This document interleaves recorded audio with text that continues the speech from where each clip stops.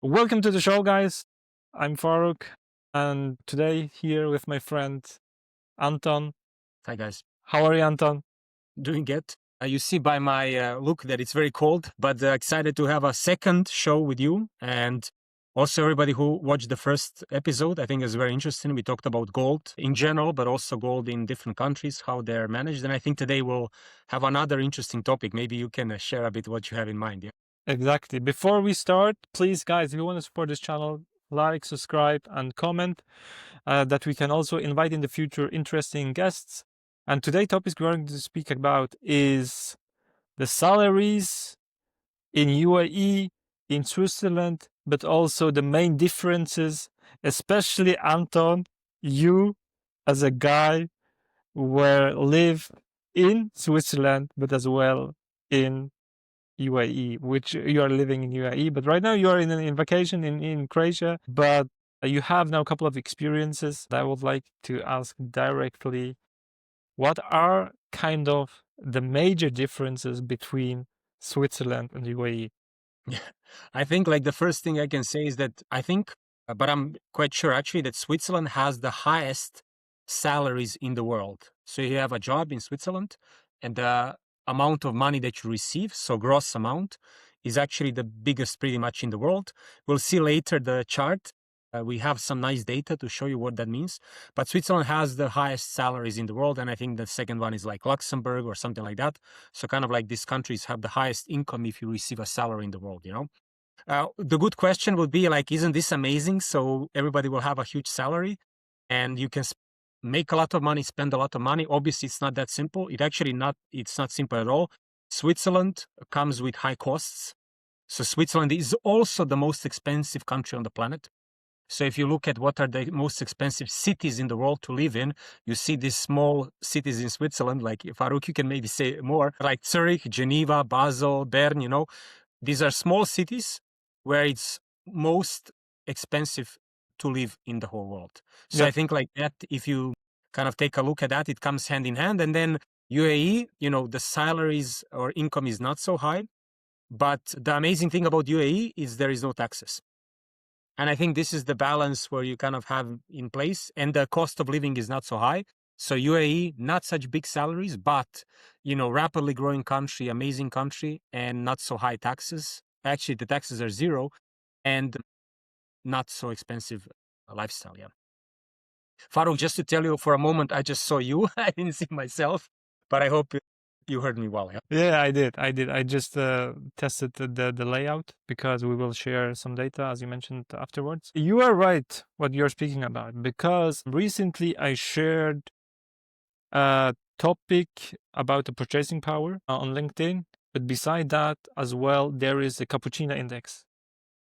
Yes. And the most expensive cappuccino is in Switzerland. How And much in it the costs? top, Tell people.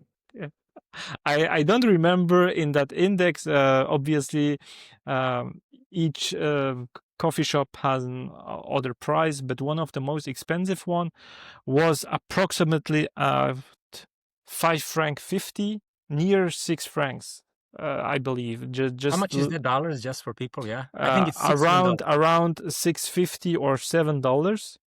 Cappuccino index. I'm just looking live, and I can tell you straight away, and it is about $6.20, $6.50. Yes.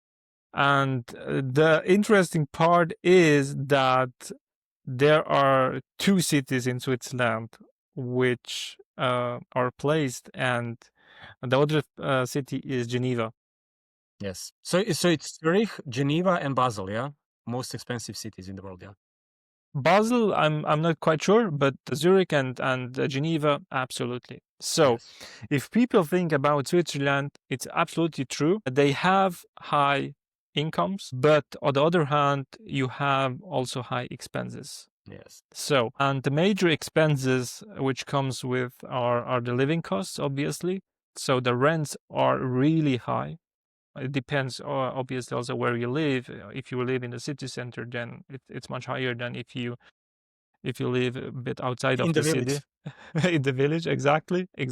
But beside that, so if someone earns, okay, in month before taxes, you have to calculate rent, taxes, and what most of people don't consider as well, insurance costs.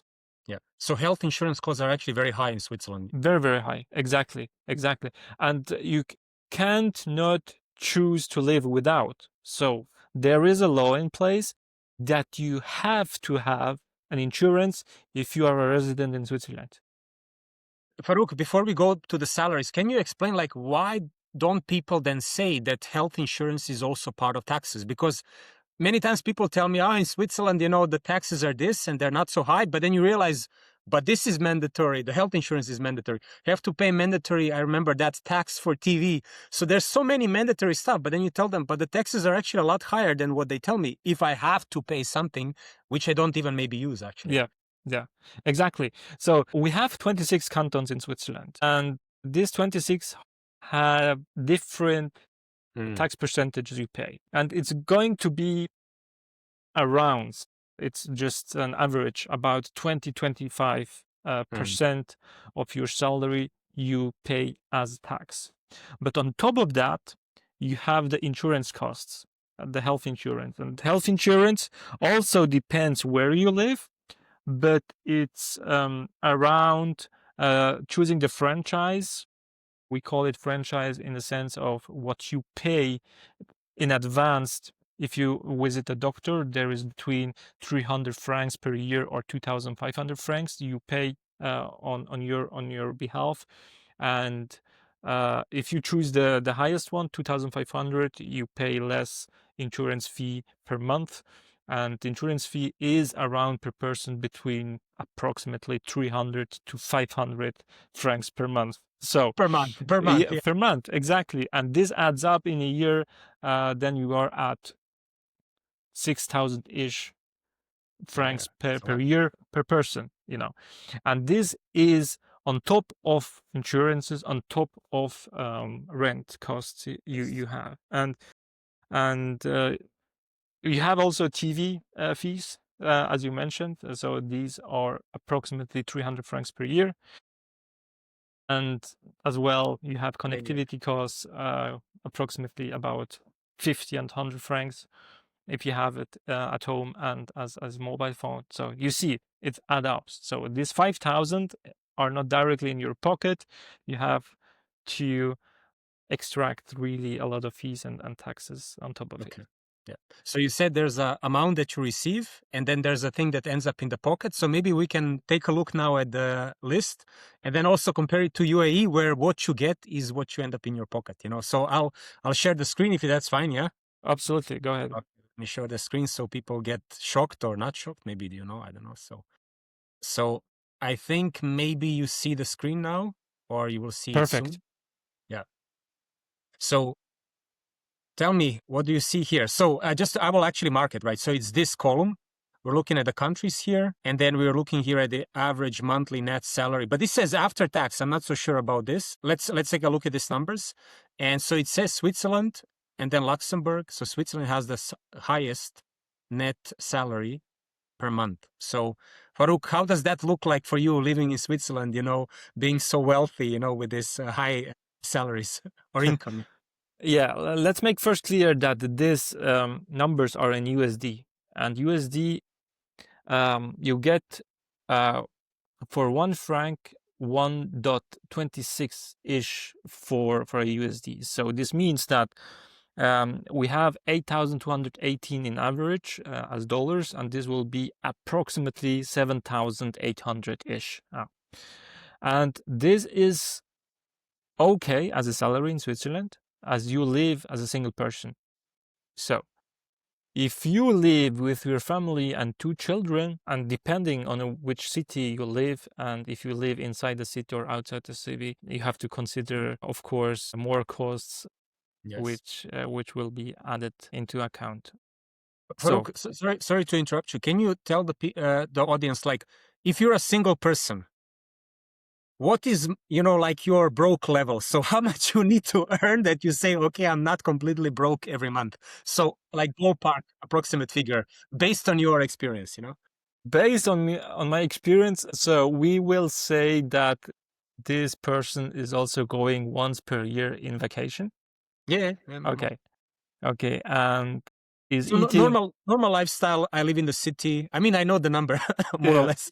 So I live in the city. I'm a single person, normal guy, yeah, flat, going on a yeah, holiday. Like all normal, just yeah. normal. How much I need to earn per year not to be completely broke? Tenerife. Okay, I will say approximately really per year 100K. 100K. 100K, exactly. So everybody who is listening to this, imagine you have to earn $100,000. Let's say dollars, right? Yeah, So that's it, hundred thousand dollars. dollars, not to be completely broke, so not to like struggle heavily. So what do you think about that, Farouk? Yeah, it's a quite high number because, as mentioned, you have the fees, you have the taxes, you have the rent. If you live in Zurich in the city, and if you pay, I know people who are paying 4K, 4,000 francs, and this will be 4,400, 4,050, $1,000 per month, which they pay for rent. And this is a lot. This is kind of a single person's income per month, And considering that the high rents, but on the other side you have the high purchasing power, right? So if you go on vacation, if you go with your friends into other countries, you know that your currency is worth something. Yeah, Okay. yeah, So the idea is to make at least 100K, yeah. save as much as possible in Switzerland, not spend any money, and then go on holidays. Let me scroll down to United Arab Emirates, where the average salary per month is like 3,000, how much? 700. So let's say approximately like in United Arab Emirates, you earn 40K, 45K per year.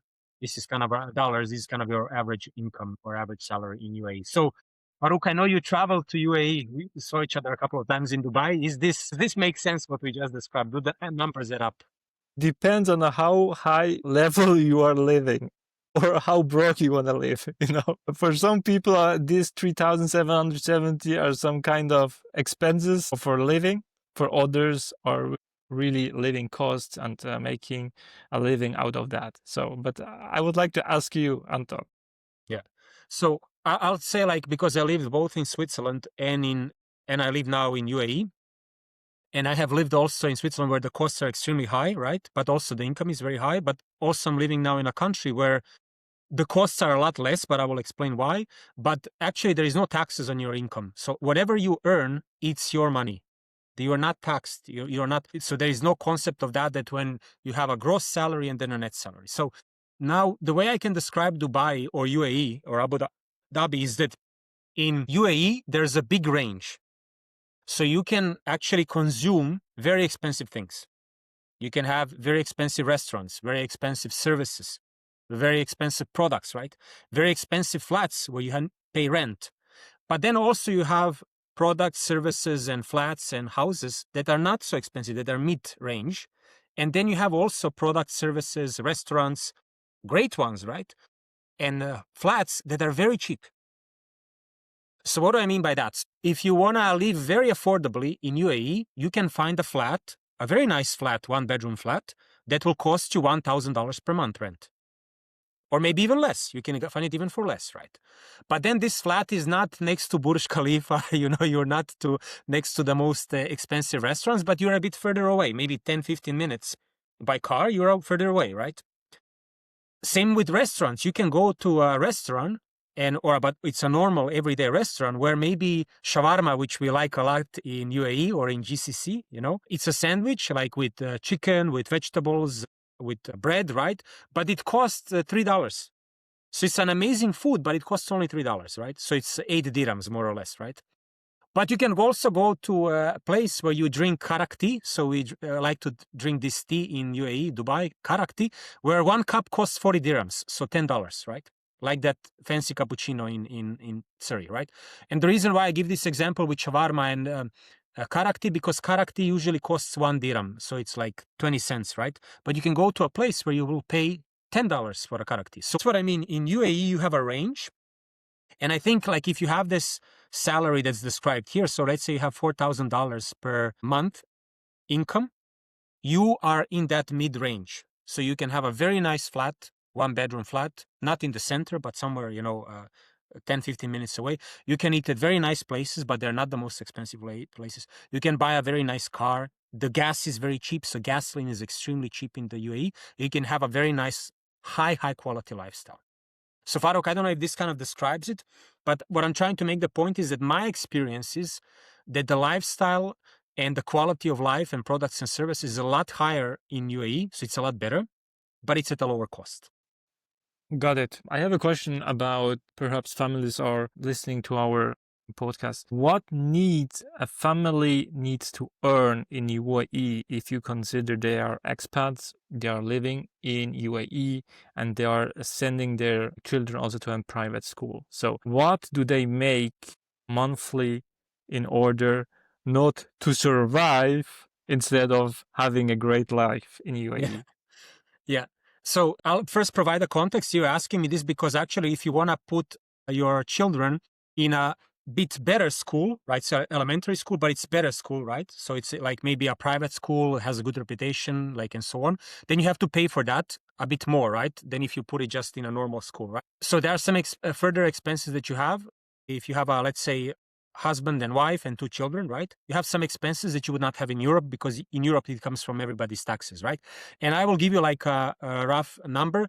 It means that in UAE, if you have a family with 2 children, a house, kids go to school, you pay for that, you pay for their costs and so on. You should make, to have a good life, you should make $10,000 actually per month. So this is what would cover all of your costs. If you have $10,000, you would be able to live a comfortable life. Now it's not. I think now everybody's thinking like me. Oh, they see the big skyscrapers, see the big things, on TV, and then think, oh, this is going to be my lifestyle in Dubai if I earn $10,000 with my family. No, that's not the case. You will have a nice, normal lifestyle, very, very good one. But if you want to have better experience, more experiences, this all costs money, obviously. You should earn more than $10,000. But my estimate would be like $10,000. You will be totally fine if you move with a family of 2. Okay, amazing. Thank you for that, Anton. And you saw both worlds. So you lived a couple of years in Switzerland. Now you are living a couple of years in UAE. What are you enjoying most in UAE? So I think that what I value the most in UAE is the people and the vision behind what they have for the future of themselves, of their families, of the country. So it's really inspiring when you are living in a country where the leadership has a very, very big vision. They have very big plans for the country, for the people who live in the country, and they see amazing execution from the leadership. And you see amazing growth in the country. You see amazing growth in your colleagues, your friends. Everybody's pushing forward. Everybody's very optimistic. Everybody's driving things forward. And when you come to UAE, when you come to Dubai, Abu Dhabi, Ras Al Khaimah, Hatta, Fujairah, Alain, Sharjah, Ajman, you feel this amazing energy. You feel the people everybody's so optimistic. Everybody's so focused. They're all pushing. They're all driving. They all want a better life for the people, for the country, for their families, for their children. And that's the best thing actually for me about UAE. Now, of course, the life is amazing. You have amazing services. You have the best infrastructure, the best talent, the best capital, security. The UAE, Dubai, and Abu Dhabi are the most secure places on the planet. So if I come and I leave my phone anywhere in Dubai, nobody will steal it. Yeah. It is impossible. They will not. It's a security, and it's also because you have security so high, right? That's why there's no incidents like that. Nobody steals. You are so secure. You can walk with your family at midnight in Dubai, in Abu Dhabi, in Ras Al Khaimah. Nobody will do anything to you. Mm-hmm. Try doing that in Europe or in US. I mean, if you walk with your family at midnight, people will first ask you, "Are you crazy?" You know how dangerous it is. In UAE is the most safe place on the planet. So, but coming back, if you ask me what do I like the most, it's the people, it's the drive, it's the optimism, it's the energy, it's the big vision, and amazing execution by the leadership of the country. On point. On point. Yeah. So Farouk, tell me a bit, if we scroll down those lists, is something else very interesting you would like to mention, or maybe we look a little bit more? We see US third, right? Yes. We see Where do we see China? I think China is somewhere here, actually. Maybe I need to find it. China is here, right? Okay, sixth place. Yeah, the question is always, what do you get for this amount of salary? This is the question. Yeah. And in UAE, as you mentioned, the high amount of quality of service you get is high. So first of all, it's a really safe place. The reason is simple. UAE has a really strict law. So and everybody who is living there is respecting this law. And they are trying to live, if we consider that 90 to 95% ish are expats who are living in UAE, and this is really high amount. And in order to live peacefully together, they have this strict law. So, and that's the reason why nobody is going against the law, and this makes for everyone a happy place to live. So, on the other hand, as you mentioned, that the leadership is really innovative, so they are really betting on the technologies which will make the life easier and enjoyable. And next to that is the weather, really a pro factor. Can you It's say a bit more what yeah, you saw? it's really amazing. So I have been recently there, and imagine in December you're able to swim. So it's nice and sunny and warm, yeah? Exactly, exactly. Really, for those people who really enjoy the sun and the warm weather, it's a place to be. Obviously, there are months where really hot, kind of between 45 and 50 degrees in the high summer periods in June, July, and August. But beside that, taxes is always a topic that people are really enjoying. This is no income tax. There are taxes for employers. Obviously, this 9%, which came to life since 2-3 years So this is approximately. the VAT, value added tax, yeah? The validity tax is 5%, I believe, but there is a 9% also tax for corporates. Corporate profits tax, yeah. Exactly. Okay. Exactly. And this is also new, but still, for the amount of money and salary you get, the quality of life is really high. So, and in Europe, I always preach, Anton, that if you live in Europe, the place to live is first of all Switzerland. And if Switzerland is not possible for any reasons, the next place to live is either Malta or Norway. Yeah, because Norway has also really a strong currency. They have this Norwegian krona, but the country itself is really rich because of the oil they found 70 years ago, approximately, in the sea. And now they're really financially stable, Norway, and they have a strong currency.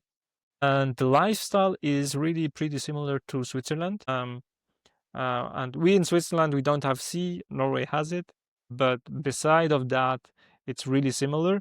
And yeah, so that's the difference. But if I have to choose in Europe, I have to choose between these three countries.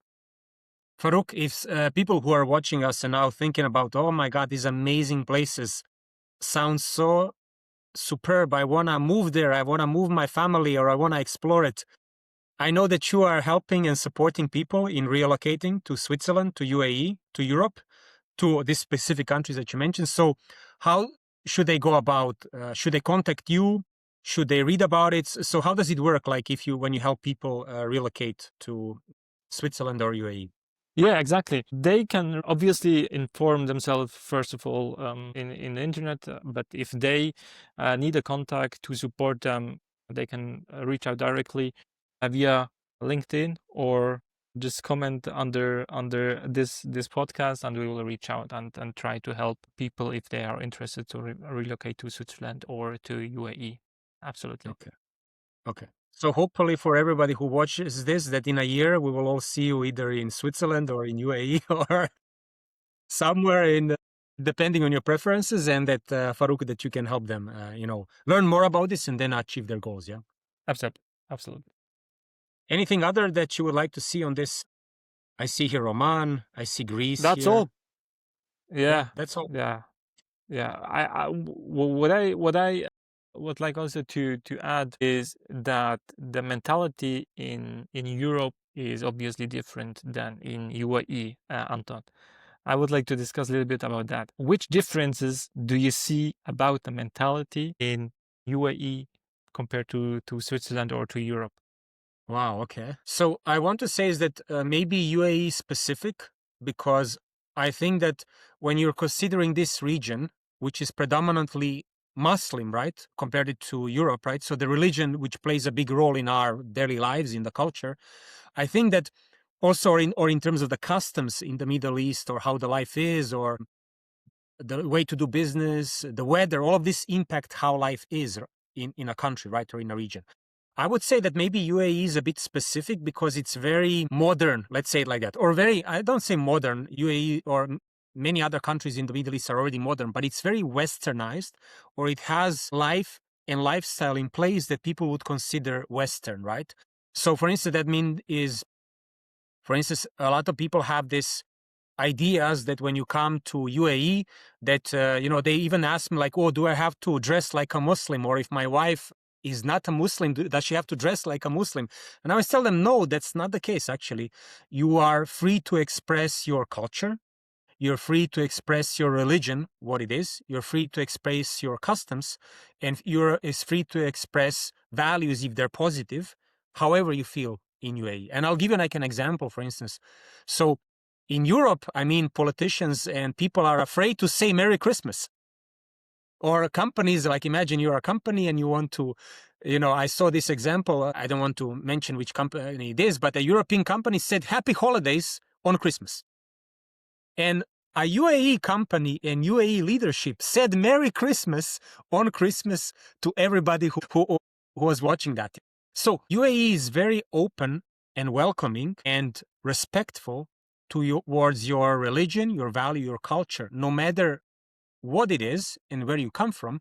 But UAE is also, as you mentioned, in order to be safe and secure and welcoming for everyone, it has strict laws in place such that you are well behaved, that you don't steal, that you don't cheat, that you don't hurt other people, and that also you respect other people's culture, right? Whatever it is. So I would say that for anyone who comes to UAE, from wherever they come actually in the world, I think they will be very well accepted. It is not that difficult or it's not that challenging to get accustomed to everyday life. People are very friendly in the UAE. So no matter where you come from, are you Croatian or Swiss or you're Emirati or you're from Philippines, Pakistan, India, doesn't matter. Everybody's very welcoming. They're very friendly. They're very open because this is the culture and the values of the leadership and the country. So but there are big differences. So I don't, maybe I can say it like that. I think like what I found it is that people are very friendly, very welcoming. They immediately accept me or try to enable me to get accustomed to the life in UAE. So just to tell you, when I moved to UAE, so many people were so friendly and so welcoming, trying to help me where to find a flat, where to go to the groceries, which app to use to order the groceries, which app to use to order the taxi. So everybody's very friendly, very welcoming. They're very ambitious, very positive. So this is also a big change in mentality. Like in Europe, everybody's kind of negative, I have to say, or this is my perception. Maybe it's influenced by the economy, the state, or I don't know how to say it. But I definitely feel everybody's welcoming, excited, optimistic, very positive about the future.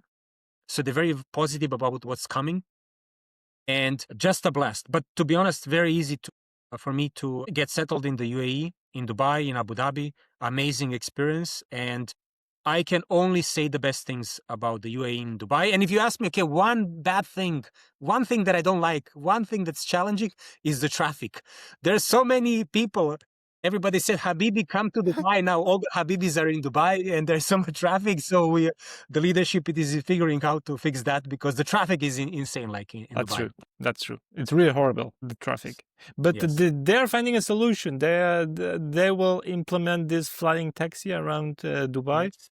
Yes. This is probably, and they're also extending the public transportations. So they Yes. have this metro, but they're extending it to other places. Yeah. And So go maybe ahead. maybe I can just add to that because you also mentioned very nicely. It's like the leadership is now looking for solutions, and there are 4 solutions. So extending the metro, so public transport, um, creating the underground loop. So you know what Elon Musk planned to do in California. So now they're implementing that in Dubai, in UAE. Then flying taxis. I know this sounds crazy, but flying taxis. They're starting this year, and also improving the current infrastructure. So the current roads are being extended, adapted, so they can accommodate for more people. And maybe Farouk, just to ask you, because you also spent a bit of time in Dubai, how did you find the difference between Switzerland and Dubai in terms of the culture, everyday life, how it goes? So how did you feel about it? I can really confirm what you said before. Many people in Europe are really biased about Arabian people or cultures, but they really have to experience it. So my recommendation would be to go there, experience the culture, experience the country, and then you can really speak about if you are confirmed or not. But the people who are really living in GCC area. So I have been in UAE, in Abu Dhabi, in Dubai, in Sharjah, in Doha, in Qatar. And I have to mention that people there are really friendly. They are open and they are ready to help. They're ready to support you if you are struggling. For example, it was 1 a.m. in the morning. I was in the city in Doha. I was looking for a place for having a late dinner. And you can just really approach people and ask them, and they're really ready to help. Even if the store is closed, they're ready to open it again and make something small for you. So this kindness is lived in this area. So beside that, people uh, really so that open that mentioned ready to help. So that's why it was really interesting. Anton, I know need to mention that. If you smile to these people, they are smiling back. Mm, And this was such a small but important difference. amazing. So if you are smiling and going around, people are really smiling back. And I was surprised about that because it's not common. Okay. And in Switzerland, when you smile at people, what happens? It depends on the time. If you are smiling in the morning, they will ask, "Why is this guy smiling?" When do Swiss people in Switzerland smile back at you? At what time? Probably in the lunchtime or in the evening. Okay, okay. But in the morning, smiling, if you can really experience that if you take in the morning the public transportation, for example, in Switzerland, you can just look around you and look how many people smile. Not a lot. I remember. Yeah, really. And it's an experience, but I believe that the weather conditions, Anton, plays a huge role. Mm. My personal opinion, I can be completely wrong, but if you have a sunny weather, this affects your mood, if you want it or not. If you wake up on a sunny weather, your mood will be completely different. And you have that probably 99% in UAE, Anton. People see me smiling now, but deep down I'm suffering because I've been in cold and snow and rain for the last some days. So I agree with you. I think that sun, but this is I think also physical, like this is nature. When you actually see the sun, your body wakes up. This is normal. Actually, your produces vitamin D. It even I think vitamin D is called the happiness vitamin, because it makes you feel better, right? You feel better. I agree with you. I think the weather is and big part of it, or big factor, or big influence. And I don't take it in a bad way with my Swiss friends and former citizens and colleagues. I think they're nice people. Switzerland is like a second home. But now I'm in UAE. I'm part of a new future, new vision, and very happy to be part of the country and contribute to it. And I think best is yet to come. For everybody involved, for everybody, for all countries. Yeah. Hopefully. Amazing. It Thanks a was lot. a great conversation, Anton. Again, I'm really looking forward for the next sessions. Absolutely, yeah. And I Absolutely, it hope. was. Go ahead. No, it was a blast, and I think also people got today. We try to give a little bit of like everyday experiences, like what it means to live in the UAE, in Switzerland, and I hope people learned a lot. And also, if you're considering what it means to move to UAE or Switzerland, definitely contact Farouk, my dear friend. He can tell you more, or you can contact me. I can share you a little bit more, and consider it. Maybe this is something and an opportunity for you who are watching the show. Yeah. Perfect. Thank you for these words, my friend. And if you are interested in any other topics, drop them in the comments. We will have a look and then decide if we are going to speak about these topics or not. And see you next time. See you next time. Goodbye.